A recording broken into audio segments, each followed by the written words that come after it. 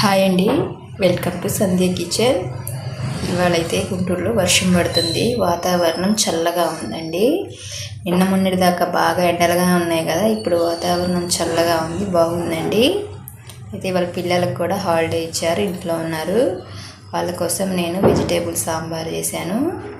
ఈ సాంబార్లోకి నేను రోటీ దోసకాయ పచ్చడి చేశానండి.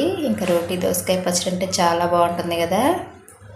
అలాగే ఫిష్ ఫ్రై కూడా చేశాను. ఇలాగ పిల్లలు ఉన్నప్పుడు ఏదో ఒకటి స్పెషల్గా చేస్తూ ఉంటే బాగుంటుంది, వాళ్ళు కూడా ఇష్టంగా తింటారండి.